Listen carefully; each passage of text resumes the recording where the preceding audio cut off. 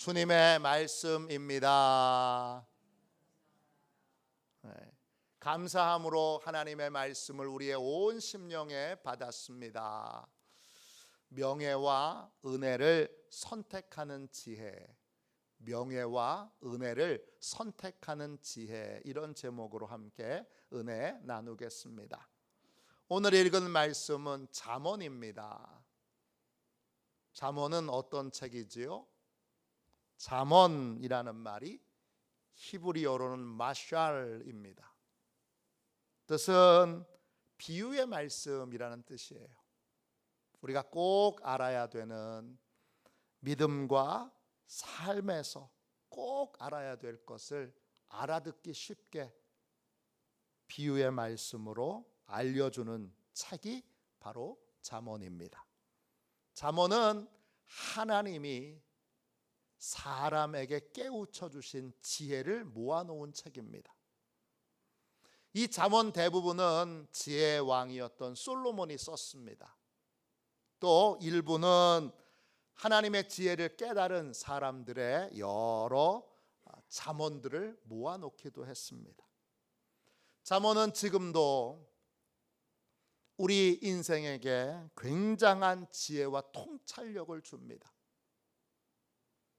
얼마 전에 개정판이 나온 책 가운데 아주 재미있는 책이 하나 있습니다. 책 제목이 삐끗한 인생 되돌리기. 이전의 제목은 다른 제목인데 이 책을 쓰신 분은 스티브 스콧이라고 하는 분입니다. 이분은 1974년도에 대학을 졸업합니다. 그리고 6년 동안 9곳에서 직장을 다니다가 실직하고 해고당합니다. 6년 동안 9번 해고를 당합니다. 도대체 난 왜 이럴까? 절망에 빠진 스티브는 자신의 멘토였던 기독교 상담가로 유명했던 게리 스몰리라고 하는 분에게 내가 어떻게 하면 좋은지, 내가 어떻게 살아야 되는지, 인생이 너무 막막하니까 길을 좀 가르쳐 주십시오, 이렇게 조언을 합니다. 게리 스몰리는 너무 진지하게 그렇게 조언을 구하니까 그 자리에서 바로 대답을 하지 못하고 하나님께 기도하고 나서 그 다음에 대답을 주겠노라고 나한테 기도할 수 있는 시간을 달라고 부탁합니다. 게리 스몰리는 이 스티브를 어떻게 도와주면 좋은지를 놓고 하나님 앞에 간절히 기도합니다. 그때 하나님이 게리 스몰리에게 아주 좋은 아이디어 하나를 주십니다. 그 아이디어는 확신과 함께 게리 스몰리에게 임하게 되는데 내용이 뭐냐 하면 그가 얻은 아이디어는 이거예요. 잠언을 하루에 한 장씩 읽고 깨달은 지혜를 매일매일 메모하는 삶을 사는 거예요. 잠언이 총 31장으로 되어 있으니까 하루에 한 장씩 읽으면 한 달 동안을 읽을 수 있어요. 또 30일이 되는 달은 마지막 2장을 하루에 읽는 거예요. 이 스몰리가 스티브에게 하나님이 주신 감동과 또 하나님이 주신 지혜를 이렇게 소개해요. 스티브, 당신이 만일에 내가 지금 얘기하는 대로 매일매일 잠언을 하루에 한 장씩 읽고 거기서 깨달은 지혜를 메모하고 그것을 삶에 적용하게 된다면, 당신이 이걸 5년 동안 쉬지 않고 성실하게 한다면 하나님이 5년 안에 당신의 모든 문제를 해결해 주시고 당신을 엄청난 부자가 되게 해 주실 겁니다. 그렇게 조언을 해요. 여러분, 우리 대부분은 조언을 구하고 그 다음에 조언을 들은 다음에 조언대로 안 하죠. 그게 우리의 문제예요. 그런데 이 스티브는 게리 스몰리의 조언을 아주 진지하게 받아들이고 그의 조언대로 매일 잠언을 한 장씩 읽으면서 깨달은 것을 메모하고 그것을 삶에 적용하게 됩니다. 그 후 그는 아메리칸 텔러캐스트라고 하는 광고 회사를 세워요. 그리고 그 잠언에서 깨달은 것들을 그 사업에 적용하게 되면서 사업이 크게 번창하고 게리 스몰리가 장담한 대로 그는 5년이 되기 전에 백만장자가 됩니다. 그래서 이 스티브의 책이 여러 가지가 있어요. 9번 실직했다가 백만장자가 된 사람이라는 제목의 책도 있고 기타 등등 많아요. 그는 자신이 잠언에서 깨달은 걸 사업에 적용한 내용들을 책으로 펴내게 되는데 그 책이 삐끗한 인생 되돌리기라는 책이에요. 올해 나왔어요, 개정판이. 그리고 부제가 있는데 6년 동안 9번 실직한 사람을 백만장자로 만든 새벽 습관이라는 책 제목으로 부제가 붙어요. 이 책이 너무 좋아서 제가 제 아들한테도 선물을 해줬습니다. 저도 한 권 사고 제 아들도 사고.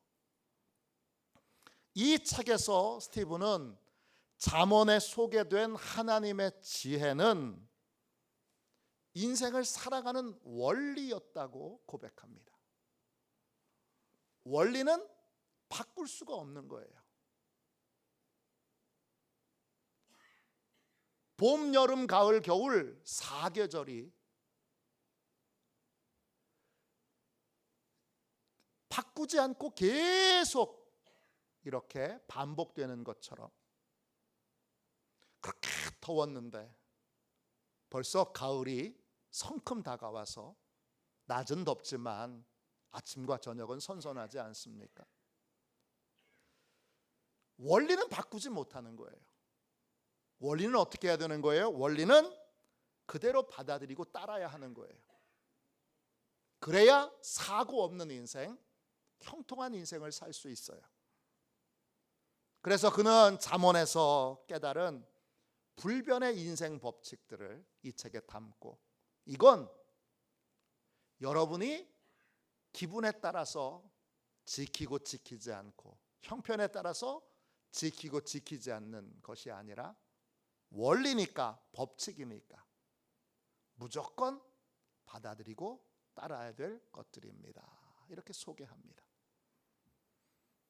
그는 그 잠언에 있는 조언의 말씀을 듣고 따르게 되므로 인생의 원리들을 그대로 받아들이고 따르게 되므로 인생에 계속 반복됐던 실패를 끝맺을 수 있었고 하나님이 약속하신 형통의 삶을 살 수 있었습니다. 잠언은 실패를 끝맺는 방법을 알려주는 책이에요. 잠언은 여러분 형통한 삶을 사는 방법을 알려주는 책이에요. 간단한 책이 아닙니다. 쉬운 책이 아니에요. 또 만만하게 볼 만한 책이 아닙니다. 오늘 함께 읽은 말씀은 잠언 22장입니다. 22장은 1절부터 16절까지는 솔로몬의 잠언이에요. 그리고 17절부터 29절까지는 지혜를 깨달은, 하나님의 지혜를 깨달은 여러 사람들의 잠언을 모아놨어요. 우리가 함께 읽은 건 1절, 2절이죠. 1절, 2절은 우리에게 후회하지 않는 인생을 살려면 어떻게 살아야 되는지를 알려주고 있어요. 우리는 수많은 선택과 결정을 내려요. 제 아이가 자라면서 큰 애든 작은 애든 요즘 입시가 하도 급격하게 변하니까 우리 큰애 중학교 입학했을 때 이미 대학을 어디를 가야 되는지 결정해야 되더라고요. 그때 좀 넋놓고 있다가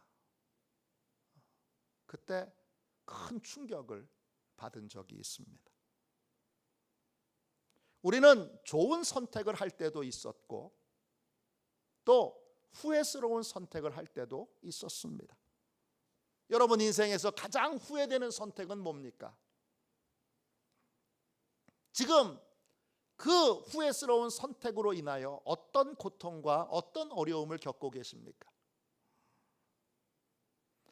만일 후회스러운 선택과 결정을 내렸다면 그 이유는 뭔지 충분히 파악하셨습니까? 여러분이 비슷한 상황에 놓인다면 정말 자신 있게 이제는 후회스러운 선택을 하지 않을 자신이 있으십니까? 좋은 선택과 결정을 내리려면 좋은 선택과 결정에 대한 원칙이 분명해야 합니다. 어떤 게 좋은 선택입니까? 그게 왜 좋은 선택이죠? 이유를 설명하실 수 있나요? 하나님의 지혜를 깨달은 솔로몬은 좋은 선택의 원리를 이렇게 소개합니다. 1절입니다.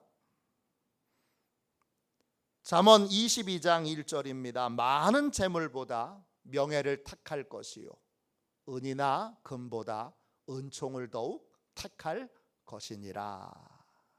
좋은 선택이란 이익보다 명예를 선택하는 것이고 좋은 선택이란 돈보다 은혜를 선택하는 것입니다. 이 말에는 설명이 좀 필요합니다. 명예라고 하는 말은 히브리어로 셈입니다. 뜻은 이름이라는 뜻이에요. 명예란 이름에 합당한 선택과 결정을 내리는 거예요. 그 이름에 부끄럽지 않은 삶을 사는 거예요. 우리는 누구죠? 우리의 이름은 뭐예요? 우리의 이름은 그리스도인이에요. 그리스도인이라는 말은 헬라어로 크리스티아노스예요. 크리스티아노스 뜻은 그리스도를 따르는 사람이에요. 우린 누구죠? 예수님이 나를 따라와라 하실 때 네 주님 제가 주님을 따르겠습니다 이렇게 고백하고 주님을 나의 주인으로 영접하고 주인이신 주님을 따르기로 결정한 사람이에요. 우리는 무슨 일이든지 주님의 길을 따르고 주님의 방법을 따르고 주님의 명령을 따르는 사람들이에요. 이런 사람들이 그리스도인이에요.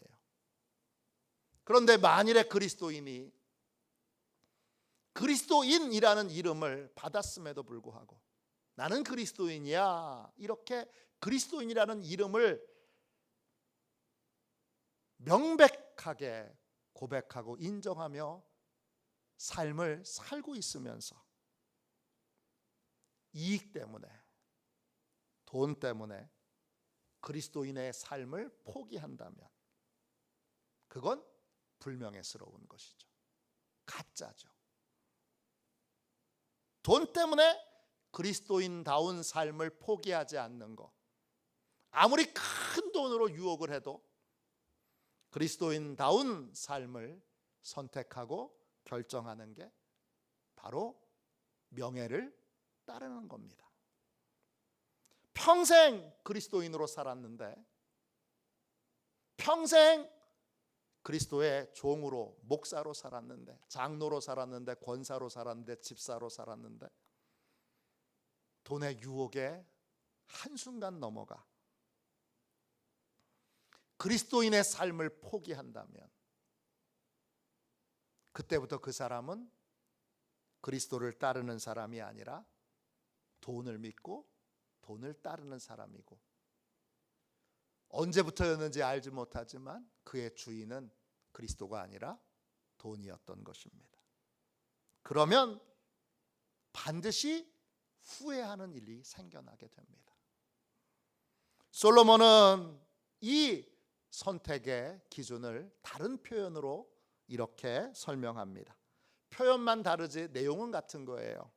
네, 좋은 선택이란 돈보다 은혜를 택하는 것입니다.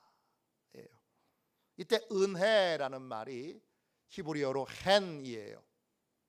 뜻은요, 하나님이 기도에 응답해 주시는 거예요.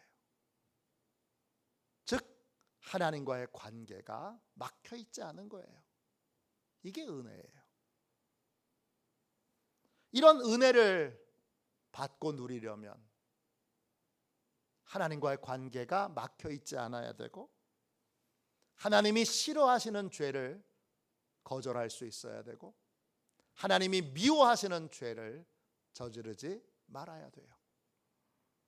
돈보다 은혜를 택하라, 이 말은 이게 큰 이득이 있을 것이 눈앞에 보이면 우리는 큰 유혹을 받게 되는데, 그때 이게 하나님이 좋아하시는 일인지 싫어하시는 일인지, 이게 하나님이 기뻐하실 일인지 미워하실 일인지를 먼저 생각하고, 하나님이 미워하시는 일을 돈 때문에 행하지 말라는 말입니다. 왜 그래야 되죠? 2절에 그 이유가 나옵니다. 잠언 22장 2절입니다. 가난한 자와 부한 자가 함께 살거니와 그 모두를 지으신 이는 여호와 신이라 그랬습니다. 이게 이 잠언이 상당히 깊이 있는 원리를 가르치기 때문에 번역이 쉽지가 않아요. 이 말씀도 설명이 좀 필요합니다. 가난한 자와 부한 자가 함께 살거니와, 이게 무슨 뜻이에요? 함께 살고 있다라는 말은 히브리어로 여러분 파가쉬예요. 뜻은 공통점이 있다, 이런 뜻이에요. 가난한 사람과 또 부한 사람에게는 공통점이 있어요. 뭐죠? 모두 여호와 하나님이 만드셨어요.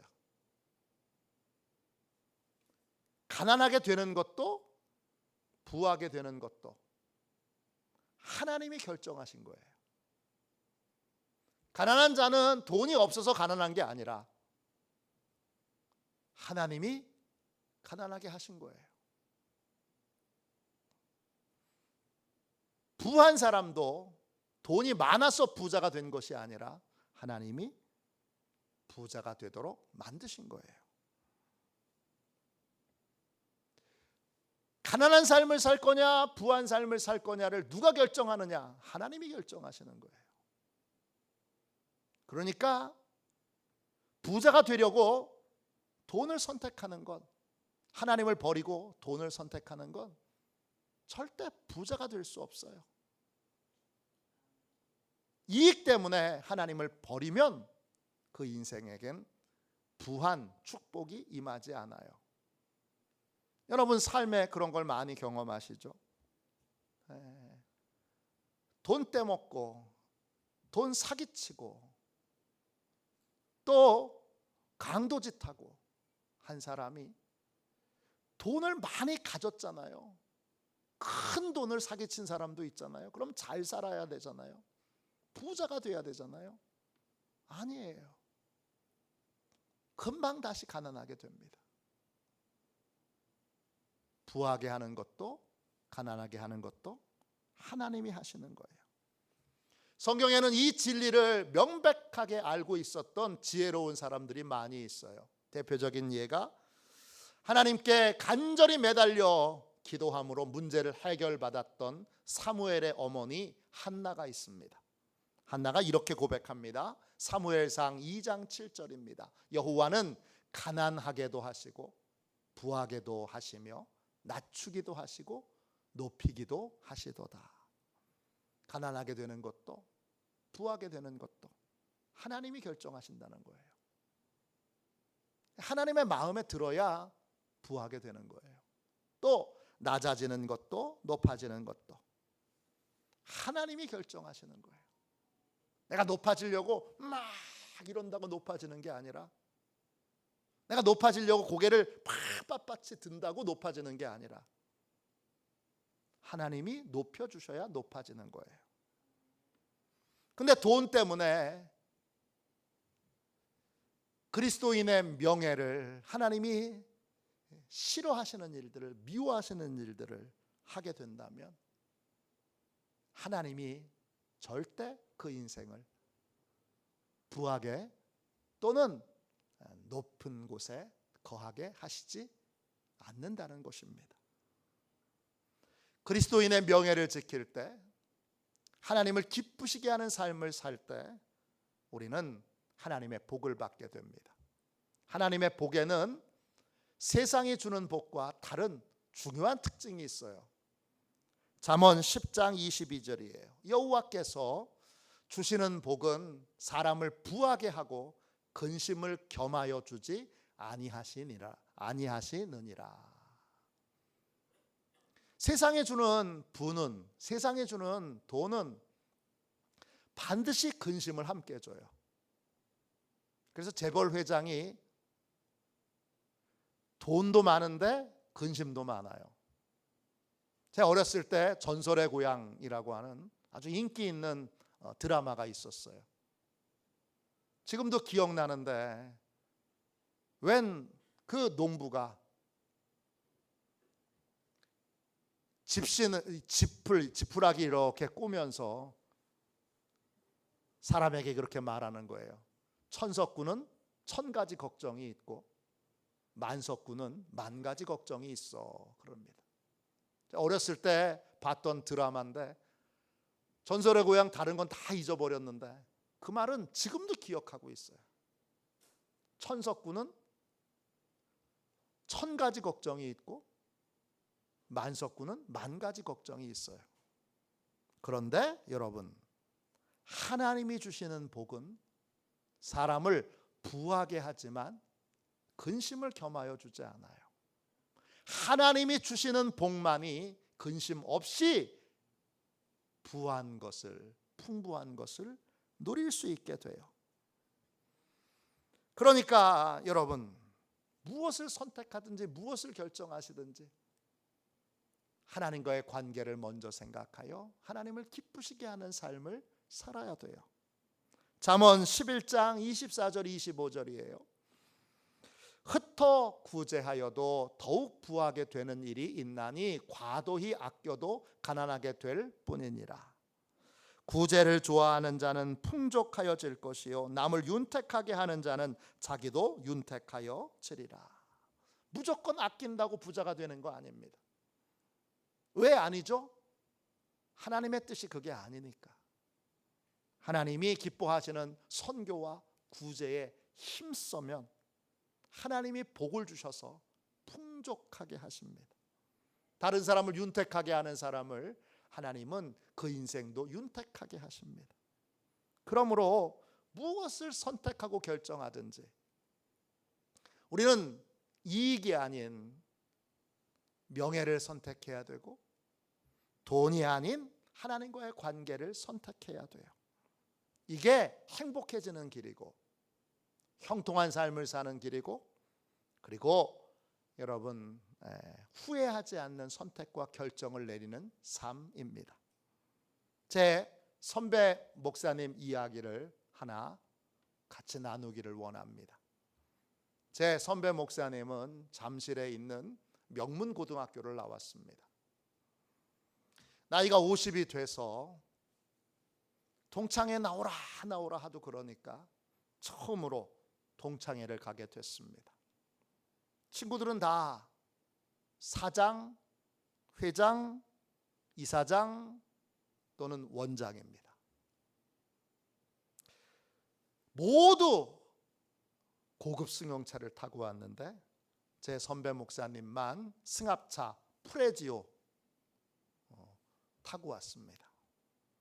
그래도 부끄럽지 않으니까 당당하게 차를 세우고 동창회에 참여했습니다.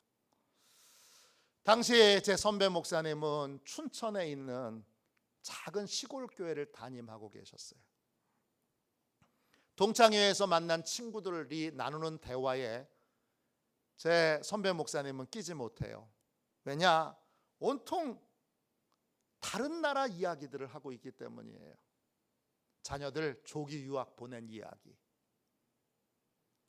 부동산하고 주식에 성공하거나 실패한 이야기, 새로 배운 골프 기술에 관한 이야기, 낄 수가 없어요. 그래도 이 선배 목사님은 우리 친구들 다 예수 믿어야지 이런 마음으로 전도하기 위해 동창회에 참여합니다. 근데 동창회에 참여하면 참여할수록 이상하게 머리가 더 아픕니다. 친구들이 동창회에 계속 빠지지 않고 참여하니까 고마웠는지 자꾸 선물을 줍니다. 중고 골프채를 통째로 선물로 주기도 하고, 쓰기에 새 거 같은데 중고차를 선물해 주기도 합니다. 호텔 회장인 친구가 무료 숙박권을, 야 사모님하고 와서 좀 쉬다가 무료 숙박권을 여러 장을 줍니다. 그러다가 어느 날 동창회에 낯선 친구가 한 명 오게 됩니다. 그 친구는 고등학교 때 왕따였어요. 근데 지금 싱가포르에서 사모펀드를 운영하고 있는 회장이에요. 근데 이 친구는 이 선배 목사님에게 좋은 기억을 가지고 있어요. 왕따였던 자기에게 다 다른 친구들이 함께 하려고 하지 않고 친하게 지내려고 하지 않는데 유일하게 친하게 지내고 친구가 되어주고 어려울 때 막아주고 같이 밥 먹어줬던 사람이 선배 목사님이에요. 이 선배 목사님을 만난 이 싱가포르에서 온 이 친구는 그 이후에 동창회에 자주 등장해요. 선배 목사님의 형편과 처지를 물어보기도 하고, 아이들은 몇 명이냐, 또 대학은 보낼 수 있느냐, 기타 등등 물어요. 그러면서 자주 이런 말을 해요. 내가 도와줄 수 있는데, 내가 도와줄 수 있는데. 결국 이 친구가 선배 목사님에게 이런 제안을 해요. 야, 너 시골에 처박혀서 계속 목사 노릇 해야 하냐? 아이들 대학은 보낼 수 있냐? 그만두고 싱가포르로 건너와. 내가 내 세 자녀 대학 다닐 수 있도록 등록금과 생활비, 기타 모든 거 다 책임질게. 나 너같이 믿을 만한 사람이 정말 필요해. 선배 목사님은 전도하러 갔었는데, 영혼 구원하러 갔었는데 그거 다 잊어버리고 마음이 흔들리기 시작합니다. 세 자녀 이제 대학을 보내긴 해야 되는데 어떻게 대학을 보내야 될까 아득하기만 합니다. 어떻게 하면 좋을까 고민하다가 결국 제 선배 목사님이 목회를 내려놓습니다. 그리고 친구의 제안을 받고 가족들 전부가 다 싱가포르로 이사를 가게 됩니다. 싱가포르에 가서 제 선배 목사님이 하는 일은 뭐 주식이나 이런 건 전혀 아는 게 없으니까 친구의 운전기사, 그리고 친구가 복사하라 그러면 복사기에서 복사하는 거, 이런 걸 합니다. 기분 파였던 친구는 기분이 좋은 날이면 그 선배 목사님에게 명품 넥타이 선물해 주기도 하고 200만 원, 500만 원 돈을 집어줄 때도 있고, 아예 명품 샵에 가서 명품 양복을 사줄 때도 있고, 본인이 차고 있던 롤렉스 시계를 풀어줄 때도 있습니다. 그런데 견딜 수 없이 힘든 것이 하나 있어요. 기분 파였던 이 친구는 한 가지 버릇이 있는데, 기분 좋은 일이 있으면 꼭 술집에 갑니다. 그것도 아가씨가 나오는 술집에 갑니다. 그곳에 누굴 데리고 가느냐? 선배 목사님을 데리고 갑니다. 물론 선배 목사님은 술은 안 먹습니다. 대신 술 시중을 하고 그 친구가 마음속에 담아두었던 그러한 쓰디쓴 얘기들을 다 술을 먹으면서 토해낼 때 몇 시간씩 그 술 주정을 받아줘야 했습니다. 이런 날이 반복되면서 제 선배 목사님 안에 이런 질문이 생겼습니다. 내가 지금 여기서 뭐 하는 건가? 하나님이 주신 사명 때문에, 하나님이 주신 사명 때문에 살았는데 이제는 돈 때문에 하나님의 사명 다 팽개치고 여기까지 왔는데 도대체 지금 여기서 나는 뭘 하고 있는 건가? 자녀들은 분명하게 싱가포르에 건너와서 좋은 환경에서 공부하고 돈 걱정하지 않고 공부할 수 있게 됐는데 이상하게도 싱가포르로 건너오고 나서부터 그렇게 착하고 순종적이었던 세 자녀가 다 삐뚤어지기 시작합니다. 아버지에게 화를 자주 내고 또 공부도 안 합니다. 매일매일 수많은 질문이 제 선배 목사님의 마음에 들어오고 또 술 시중을 그렇게 받고 났던 어느 날은 집에 돌아와 화장실 문을 잠그고 변기 뚜껑에 앉아서 한참을 통곡하며 웁니다. 그리고 그날 밤 제 선배 목사님은 스스로 목숨을 끊었습니다.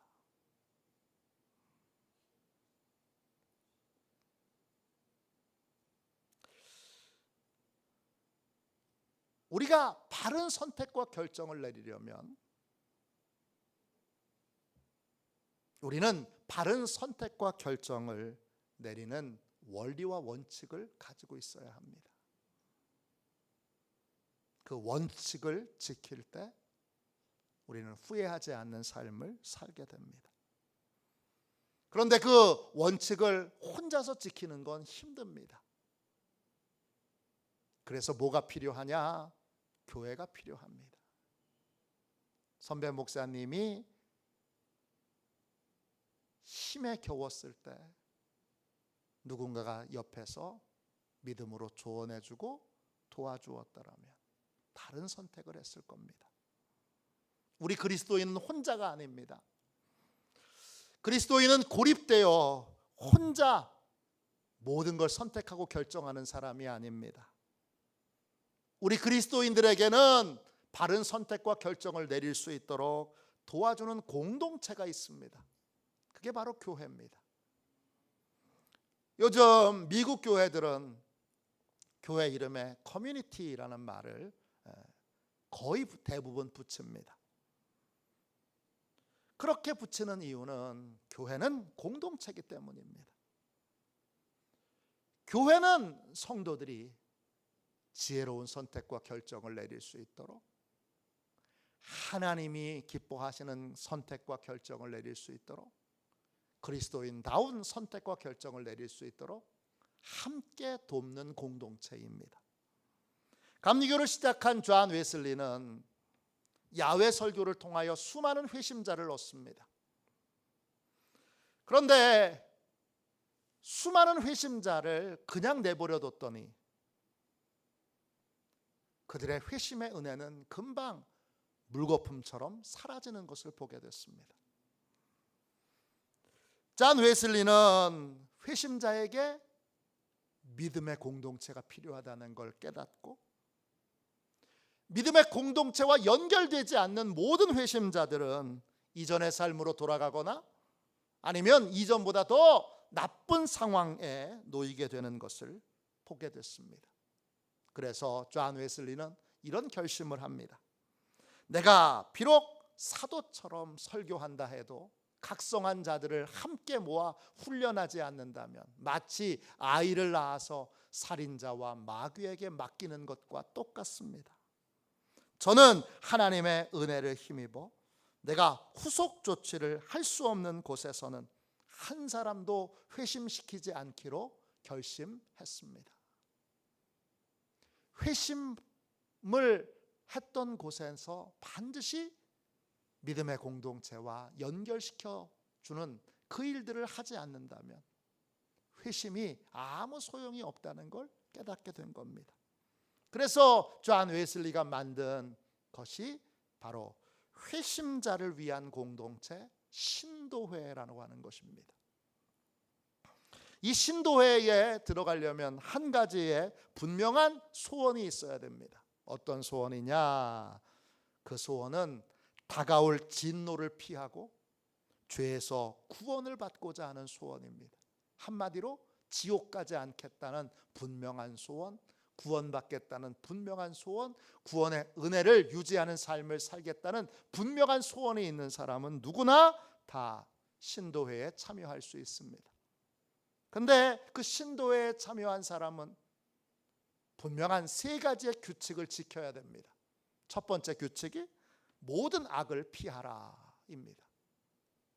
두 번째 규칙이 모든 선을 행하라입니다. 세 번째 규칙이 하나님의 모든 규례를 지키라. 모든 예배를 참석하고 가족 기도와 개인 기도를 지키고 성경을 탐구하고 금식과 또 절식을 지키고 정기적으로 성만찬에 참여하는 것입니다. 이 세 가지의 원칙을 반드시 신도회 멤버들은 지켜야 합니다. 이 세 가지의 원칙을 지키지 않는 신도회 회원들은 신도회에서 제명을 시켰습니다.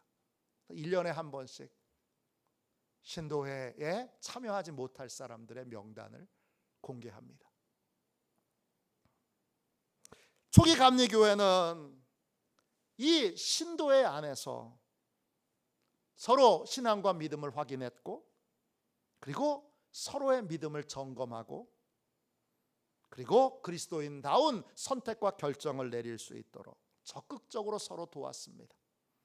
그 결과 감리교회 성도들은 당시 영국 사회에서 가장 경건하고 가장 정직하고 가장 근면하고 가장 검소하고 이웃사랑을 실천하고 선을 가장 많이 행하는 사람으로 평가를 받았습니다. 교회는 성도들끼리 후회스러운 선택을 하지 않도록 그리스도인다운 삶을 살도록 서로 돕는 공동체가 되어야 합니다. 오늘날 교회가 큰 위기 가운데 있는 것은 여러 가지가 있지만 그 중에 하나는 공동체성을 자꾸 잃어버린다는 것입니다.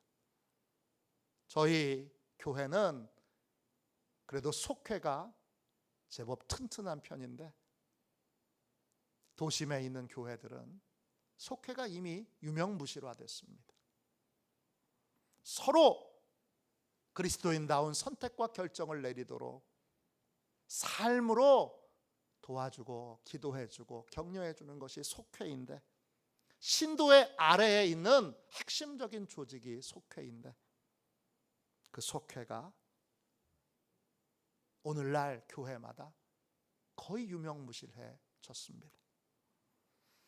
하나님과의 관계가 살아있도록 서로 확인하고 점검할 수 있는 속회와 공동체가 다시 회복되어야 합니다. 그럴 때 우리는 함께 후회스러운 결정을 내리지 않는 복된 삶을 살 수 있게 됩니다. 우리는 무엇을 선택하든지 분명한 선택과 결정의 기준과 원리를 가지고 있어야 합니다. 후회하지 않는 삶을 살려면 이익보다 그리스도인다운 삶을 선택해야 합니다. 돈보다 하나님과의 관계를 먼저 생각해야 합니다. 왜? 삶의 모든 것은 하나님의 손에 달려있기 때문입니다. 부자가 되는 것도 가난하게 되는 것도 모두 하나님의 손에 달려 있습니다. 그러므로 우리는 무슨 일을 하든지 하나님을 기쁘시게 하는 삶을 살아야 합니다. 우리는 무슨 일을 만나든지 하나님이 싫어하시고 미워하시는 일들을 거절하고 하나님을 기쁘시게 하는 삶을 선택하고 결정해야 합니다. 이런 삶의 형통과 또 평안과 축복이 있습니다. 이런 은혜와 복을 누리는 시온의 모든 가족들이 다 되시기를 주님의 이름으로 축원합니다. 우리 찬송가 204장 우리 1절만